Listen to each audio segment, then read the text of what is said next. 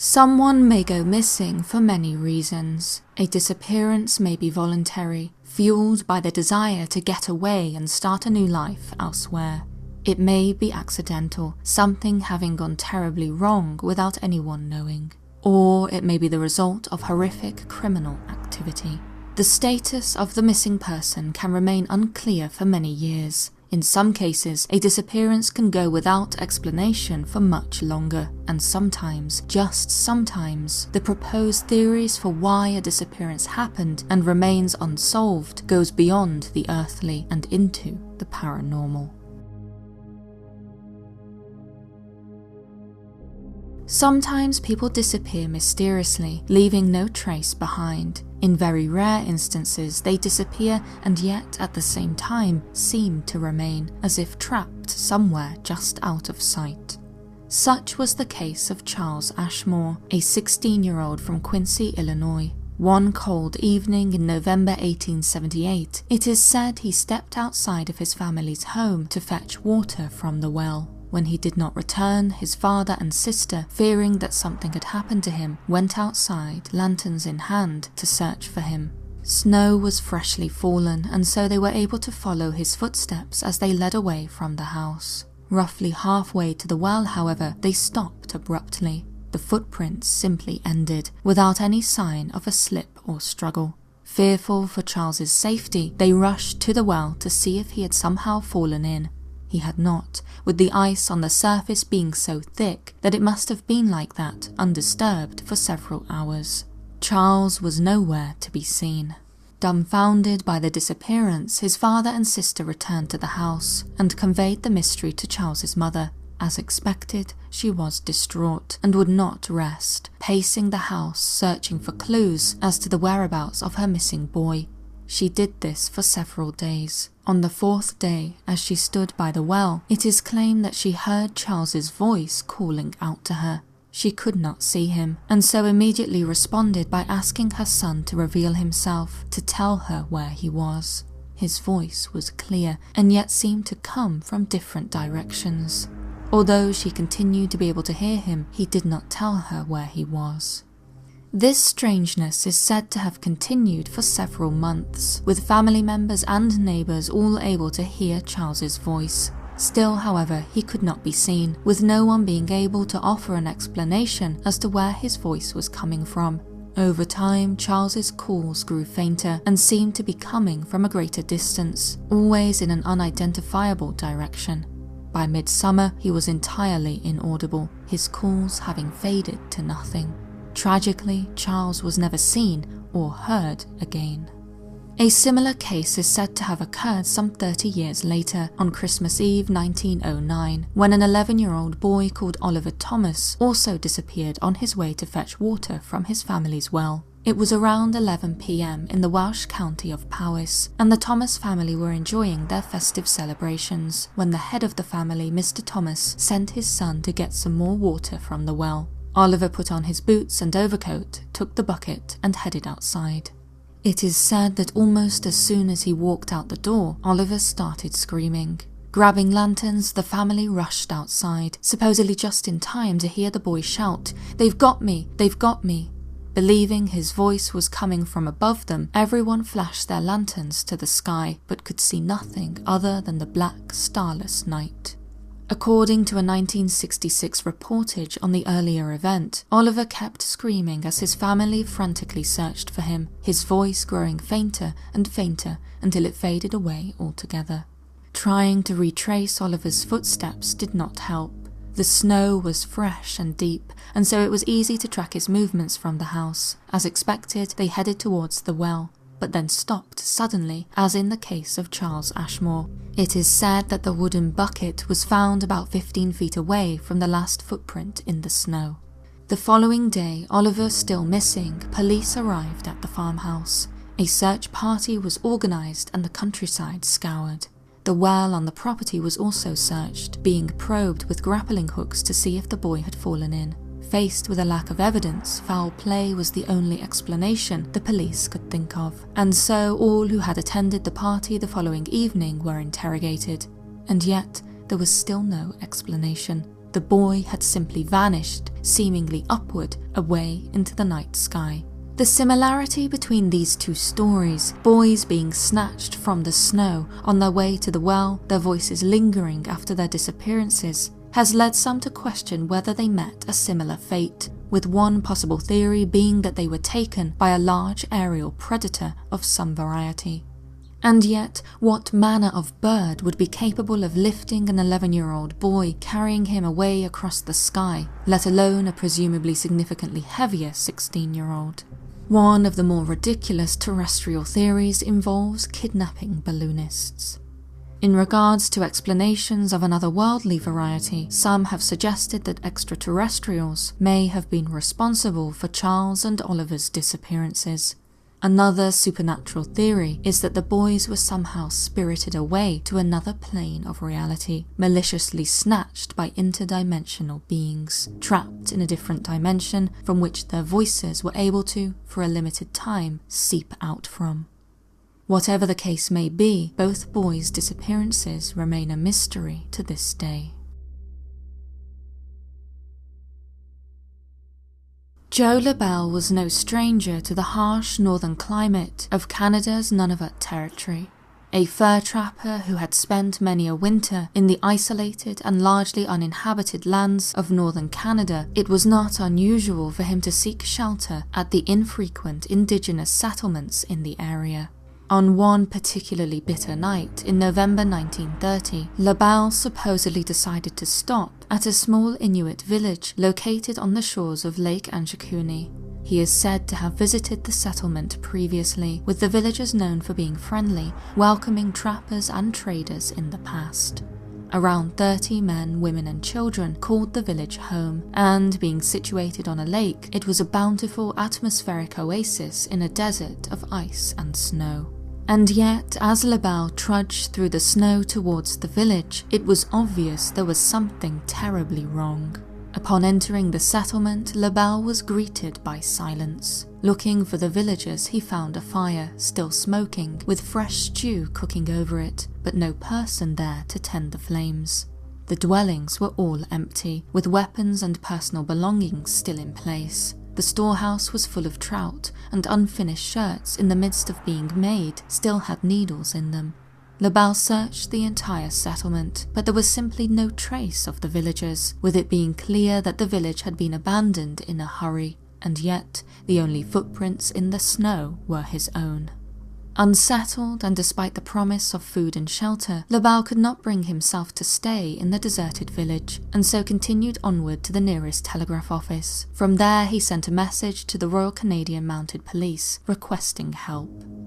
When they arrived, a thorough search of the village was conducted. Not only were they able to confirm LaBelle's strange account, they are said to have made some startling discoveries of their own. On the outskirts of the village, in the burial grounds, they found that every single grave had been opened and were now empty. It could not have been the work of animals, for the ground was frozen solid, meaning tools would have been required to unearth the bodies. Not only that, the stones circling the graves were undisturbed.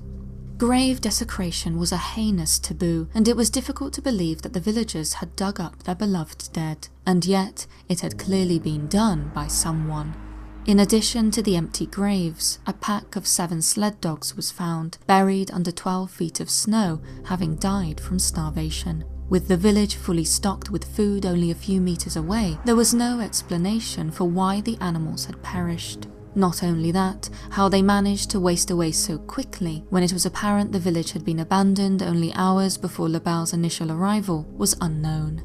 The reasons for the abandonment and the mass grave desecration were not discovered, and neither were the villagers. As far as the mounted police could tell, they had vanished into thin air. To make matters even stranger, on their way to meet LaBelle at the village, the RCMP had supposedly encountered yet another peculiar tale. When they asked a trapper by the name of Armand Laurent if he had seen anything strange in the area, he is said to have told them that he and his sons had witnessed a mysterious gleaming object in the sky just a few days earlier. It had, he claimed, changed shape before his very eyes, before travelling across the sky in the direction of the lake. Whilst investigating the village and Lake Anjakuni, it is claimed that the RCMP also witnessed strange lights in the sky. Quite unlike the northern lights which were visible in the area, the lights that the RCMP are said to have seen were unnatural. Bright, almost fluorescent blue and pulsing, they were not at all the same as the natural wonder they were used to seeing. Just like the state of the abandoned village, the lights could not be explained. As with all cases of the inexplicable, in the decades since the mass disappearance was alleged to have occurred, there have been attempts to explain the happening. The first press account of the mysterious incident can be found in the Le Pas newspaper of Manitoba, printed in November 1930 and reported upon by journalist Emmett E. Keller. Shortly afterwards, on the 27th of November, the story was reprinted by an American newspaper, Virginia's Danville Bee. After that, the story circulated countless newspapers across the continent, before eventually fading from common consciousness. The case was resurrected in 1959 by American writer and broadcaster Frank Edwards in his book Stranger Than Science. After that, the story took on a life of its own, with all manner of details being added and embellished, so much so that it was claimed thousands of Inuits had gone missing instead of the 25 to 30 people originally reported. And so many have been eager to debunk and dismiss the case as fictional. In 2005, the Royal Canadian Mounted Police, wanting to distance themselves from the story, released a statement on their website claiming that the case of the disappearance is not true. As far as they were concerned, the story was an urban legend that originated in Frank Edwards' 1959 book. They asserted there is no evidence, however, to support such a story, and even went so far as to claim that a village existing in such a remote area was impossible. They ended their statement by stating that the mounted police who patrolled the area recorded no untoward events of any kind, and neither did local trappers or missionaries. And yet we know that the story was reported on by newspapers in November 1930. The Danville Bee's reprint of Emmett E. Keller's original story is easily accessible via online archives. Not only that, it is claimed that after the original Le Pas article was published, the RCMP received inquiries from members of the public, with Sergeant J. Nelson of the RCMP filing an internal report on the matter, which was released to the public in January 1931. And so an even bigger mystery has been born from the original incident. Why has the RCMP been so eager to discredit the case of the disappearing village? Whilst the precise details of November 1930 cannot be confirmed, with the reputation of both trapper Joe LaBelle and the reporter Keller being questioned by some researchers, to state that there are no records of either the disappearance or the village itself even having existed is a clear falsehood. Exactly what happened to the villagers at Lake Anjakuni? Was their disappearance somehow linked to the strange lights seen in the sky above the area at the time? And what does the RCMP know that they, like the existence of the village itself, are so enthusiastic to bury?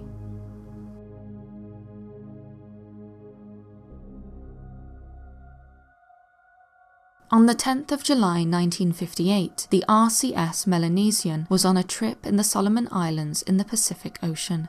It was a relatively new vessel, having been launched from Hong Kong exactly 2 years previous. However, on that day, something mysterious happened, with the ship never being heard from again. 64 people on board, not to mention the Melanesian itself, vanished without a trace. There were no distress calls from the ship, or any particular weather conditions that could have explained its sudden disappearance. 3 days after it failed to arrive at port, an extensive air and sea search for the ship began. Only a piece of timber, a damaged buoyancy tank, and part of a body were recovered. Upon discovery and analysis of these remnants, it was suspected that the Melanesian must have been destroyed quickly and violently. It could only be concluded that its demise must have been so rapid that those on board were not able to send out a distress signal. A court of inquiry was established in an attempt to discover the cause of the disaster. However, even after an extensive investigation, no cause could be determined. The ship, its crew and passengers had simply disappeared. At the time, some believed it had run into a mine or had been torpedoed at sea. A loud bang was recorded as being heard in the vicinity of its route 2 days after its disappearance on the 12th of July at around 4 p.m. Some suggested that this noise may have been connected to its destruction. However, this explanation was dismissed by authorities. The sound and its source could not be verified, not to mention its occurrence being 2 days after the incident. The only reason given for the ship's destruction was an enormous, unidentifiable force. Something powerful, some suggested, had smashed into the vessel, utterly destroying it. For those with a belief in extraterrestrial involvement on Earth, such an explanation leaves open the possibility of an unidentified submerged or flying object being responsible. Others have argued that the Melanesian sank because of a rogue wave.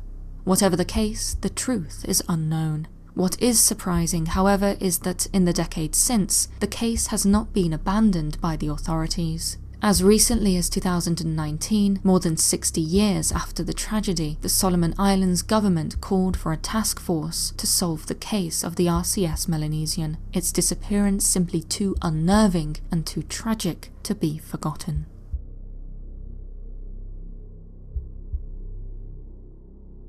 Granger Taylor was a genius. Born in 1948, he grew up on Vancouver Island, British Columbia, Canada, and was the definition of an autodidact. Despite a lack of formal education, having dropped out of school in the 8th grade, he was a mechanical prodigy, building a one-cylinder automobile at the age of just 14, before going on to restore a plethora of vehicles, including the rusted remains of an old steam locomotive that he hauled out from the forest in which it had been abandoned, as well as a vintage P-40 Kitty Hawk military fighter aircraft, the restored plane being purchased by a collector in 1981 for $20,000. In addition to trains and planes, talented Taylor had another mechanical interest, building a life-sized replica of a flying saucer. In the latter portion of the 1970s, Taylor dedicated the better part of a year to designing, constructing, and welding together a spaceship on his parents' property on the marshes of Simonis Lake using spare parts he had salvaged. The reason why? He claimed to have come into telepathic contact with an extraterrestrial being, after which he became obsessed with figuring out how spaceships were powered and if it was possible to build one. Taylor was gripped, and his unearthly interest no secret. Those who knew him at the time, who have spoken out about Taylor in the decades since, have described him as an eccentric genius who, whenever you would speak with him, would inevitably turn the conversation to talk of UFOs and aliens.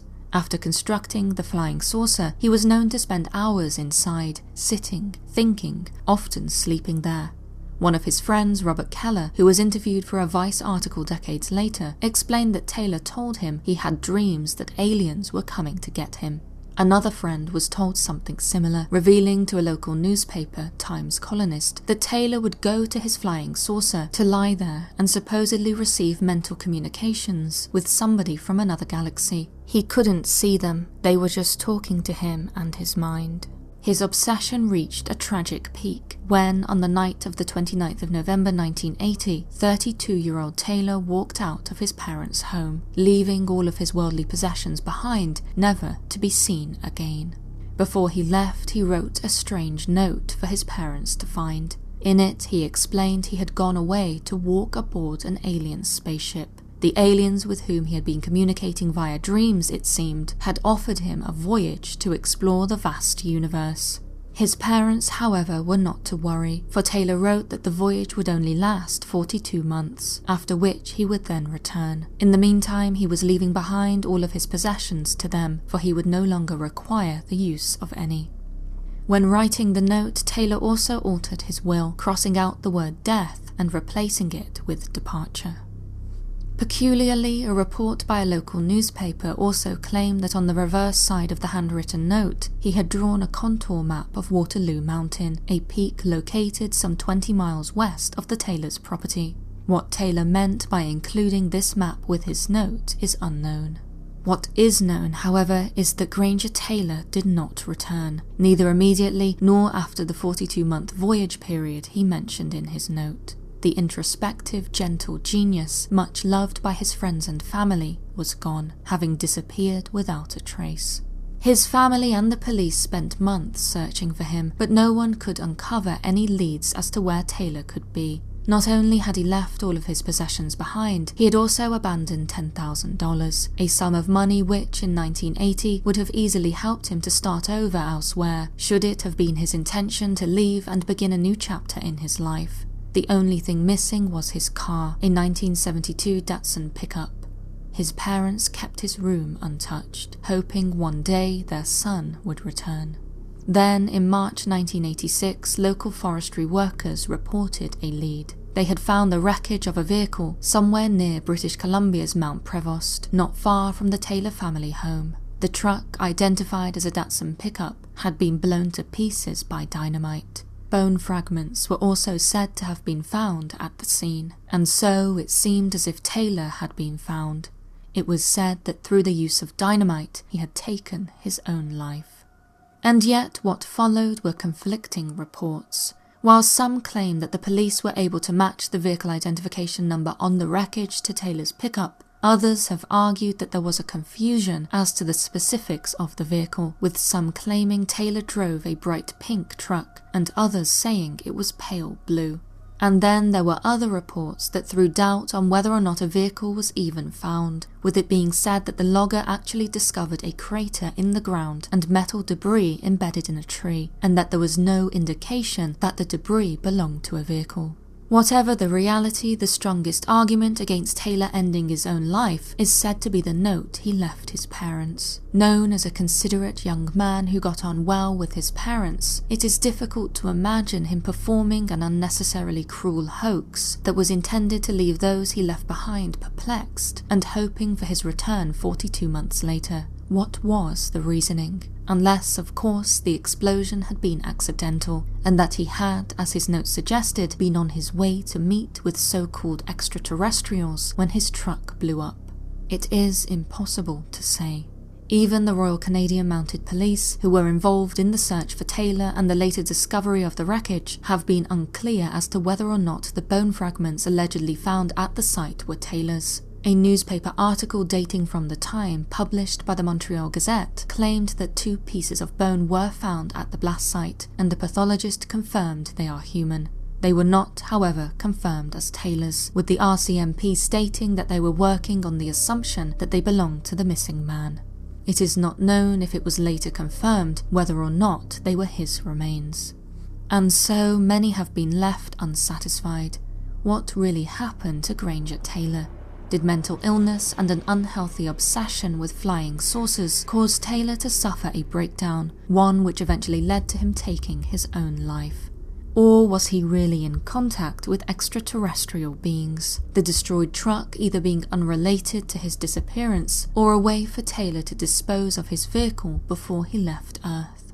A curious side note in this case is that the area in which the mystery occurred was no stranger to UFO sightings. Just a decade earlier, on New Year's Eve 1969, a nurse by the name of Doreen Kendall reported seeing, along with 3 other nurses, a Saturn-shaped UFO with 2 humanoid occupants hovering outside the window of the hospital where she was working. Decades later, Taylor's disappearance continues to affect the people he left behind. Not just his family, but the friends he gained as a mentor and genius of mechanical anthropology. Without a doubt, he was an uncannily brilliant, bright young man, and so, according to Tyler Hooper, a consultant who researched Taylor for a 2019 CBC documentary dedicated to him and his mysterious disappearance called Spaceman, if anyone could find a way to travel to another world beyond the cosmos, it would have been Granger Taylor. Frederick Paul Valentich was a young Australian pilot with limited experience. In 1978, he was 20 years old, had 150 flight hours, and had received a Class 4 instrument rating that year, which allowed him to fly at night. On the evening of the 21st of October 1978, he was eager to go flying. It was a perfect day to be in the air, sunny weather and light winds which should have given no trouble for his planned couple-of-hour trip between Melbourne, Australia and King Island. And so at around 5 p.m. that day, he received a briefing on meteorological conditions for Moorabbin Airport in Melbourne and submitted his flight plan at 5:23. Less than an hour later, his Cessna 182 plane was fueled and in the air, heading towards King Island. Soon after his departure, he established two-way communication between his plane and the Melbourne Flight Service Unit, the FSU, at the control tower. At 7:06 p.m, what should have been a routine flight took a strange turn, with a series of communications between Valentich and FSU laying the foundation for one of the most mysterious events of all time. According to the report released by the Australian government some 3 decades later, in 2010, Valentich began by asking the control tower whether there was any known traffic below 5,000 feet, to which they replied, no known traffic. Despite there being no aircraft on record in the area, Valentich described seeing a craft with 4 bright, possibly landing lights underneath it. He further described the unknown craft as being at least 1,000 feet above him.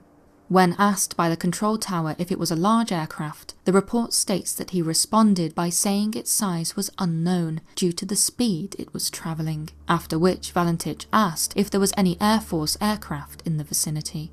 Those at control reaffirmed there was no known aircraft in the area. What Valentich alleged to be seeing was not on record. Valentich then reported the craft was approaching him from the east. Precisely 21 seconds later, he reported that he's playing some sort of game, and then described how the unidentified aircraft was flying over him 2-3 times at a time, travelling at a speed he could not identify. What Valentich was reporting was exceptional, and FSU was perplexed. The dialogue then goes on to detail further specifics, with Valentich stating he was at 4,500 feet and could not identify the aircraft. Then, at 7:09, Valentich stated that what he was seeing was not an aircraft. He went on to say, "It is," but trailed off before he was able to complete his sentence. Control tower then asked him to describe the craft in more detail. Valentich reported it had a long shape, but that he could not tell much more as it was travelling so fast. It was then that his report became ominous. He claimed that it was before me right now, and that he was able to better describe what he was seeing. According to Valentich, the unidentified craft was sort of metallic, shiny, and had a green light.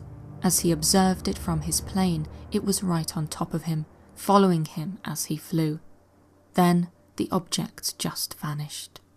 A second later, and Valentich reported that it had returned and was visible once more, the object now approaching him from the southwest. It was at this point that he began to report engine trouble from his Cessna aircraft. Control tower responded by asking for his intentions, and the young pilot described how he was heading towards King Island, before stating that the unknown aircraft was hovering on top of him. It seemed as though he was being pursued. Seconds later, and Valentich said, "It's hovering, and it's not an aircraft." These were the last words ever heard from Frederick Valentich. The microphone is reported as having remained open for some time afterward, with metallic scraping sounds being heard by FSU until it completely cut out.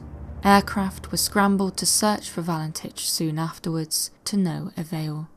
Soon after he went missing, a flurry of opinions started to be constructed as to what had happened to the young pilot. As such, in the decades since, it is a case that has been studied extensively and has left people divided. Eager to offer a rational explanation for an otherwise mysterious incident, skeptical arguments dismiss the case entirely, stating that Valentich's disappearance was a result of his own actions and does not merit further investigation. It has been said that he was not a good pilot, having failed examinations to get professional qualifications for flying, and was even under consideration for prosecution at the time for having deliberately flown into a cloud twice. Valentich's character, according to skeptics, meant he could not be trusted as an eyewitness, and that anything he claimed he saw was not so. Rather, his disappearance was an elaborate way for him to end his own life, or for him to disappear and start a new one. In short, there was nothing mysterious about what had happened that evening. And indeed, it is impossible for us to know precisely what was going through Valentich's mind at the time. And yet, the points put forward by skeptics can be said to make no sense, being extrapolated from the most minuscule scraps of evidence and riddled with logical fallacies. One of the main points that skeptics have put forward is that Valentich was a UFO enthusiast, and that him reporting seeing an unidentified craft before disappearing was awfully convenient. Having already discredited his character, some skeptics have suggested that Valentich orchestrated a UFO scenario to either end his life or disappear. Others point to him having filled the tank of his plane with petrol, stating that he must have planned to disappear as his intended journey did not require so much fuel, and therefore anything he claimed he saw in the skies that evening was all a part of his elaborate plan. And yet, such premeditation goes against the character assessment put forward by those eager to dismiss the case. In one breath, Valentich is discredited as a misfit failure, unable to pass exams or take responsibility for his own actions. In the next breath, the same skeptics credit him as being creative and competent enough to construct an elaborate scheme which has fooled many. Furthermore, if Valentich really did want to construct a UFO scenario, as has been claimed, why did he never refer to the object he saw as such? In attempting to present a sensible explanation, those with a skeptical mindset have done anything but. Not only this, those who knew Valentich, including doctors and colleagues who spoke on the record after his disappearance, eliminated the possibility of him wanting to end his own life. It was simply not in his character. One of the most objective skeptical arguments for his disappearance can be said to be that which claims Valentich became disoriented. We know he was having engine problems, albeit after the initial sighting, and so it has been argued that his plane went upside down, which resulted in him crashing into the sea. The lights he claimed he saw either being his own plane, reflecting in the water, or natural light emitted from a planet such as Venus. Once again, however, there are issues with this skeptical argument. Aviation authorities have dismissed the possibility, as the Cessna 182's design makes prolonged inverted flight impossible. And so Valentich's disappearance cannot be easily explained. Not only that, those who clung to the notion that he fueled his plane for a long-distance journey, planning on an elaborate disappearance, were thoroughly disproven in 1983, when what was thought to be part of the wreckage of the plane was recovered. And so, what happened? In the years since the incident, an impressive catalogue of information has been compiled by both government officials and UFOologists who claim that there may have been extraterrestrial interference in Valentich's fateful flight. One of the most impressive pieces of evidence for what Valentich saw being a UFO has come from Roy Manifold, a plumber who had set up a time-lapse that same evening to photograph the sun setting over the water. When he developed the photographs, he was shocked. They seemed to show a fast-moving object exiting the water near Cape Otway Lighthouse, near Valentich's flight route at around 6:47 p.m, a mere 20 minutes before Valentich reported his strange encounter. Manifold's photographs have been studied extensively by independent experts, one of them being Dr. Richard F. Haynes, a former NASA researcher who concluded the images represent a bona fide unknown flying object. Upon further study of the photographs in the series, it was further speculated that the object was travelling around 200 miles an hour. Some skeptics have dismissed this explanation, describing the object as cloud formations, without trying to explain how a cloud could have been travelling at such a high speed. Dr. Haynes, his interest in the case piqued, was also given access to the audio of the radio conversation for analysis. He was especially interested by the sounds at the end, after the young pilot's last words. According to his report, there were 36 separate bursts with fairly constant start and stop pulses bounding each one. He also said there were no discernible patterns in time or frequency, thus emphasizing the strange nature of the sounds. He could offer no explanation.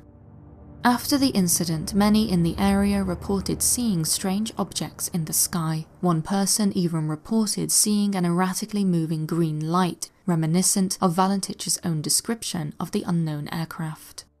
What makes this case even more enigmatic is the fact that Valentich's disappearance, whilst extraordinary, is not unique. He disappeared over an area known as the Bass Strait Triangle, and has thus joined a catalogue of mysterious disappearances that have occurred in that area, from a British warship and its crew of over 100 people in 1858 to several bomber planes in the 1940s. The Bass Strait Triangle holds many mysteries, with convincing explanations difficult to find. Tragically, the case of Frederick Valentich has become just another mysterious incident to be reported in the area. Thank you so much for watching, and also an extra special thank you to our members, both here on YouTube and on Patreon. If you enjoyed this, be sure to like and subscribe for more of the paranormal. You can also sign up to my newsletter on paranormalscholar.com to be notified of new content. And if you cannot wait until my next video, why not watch the one suggested on screen now? Until next time.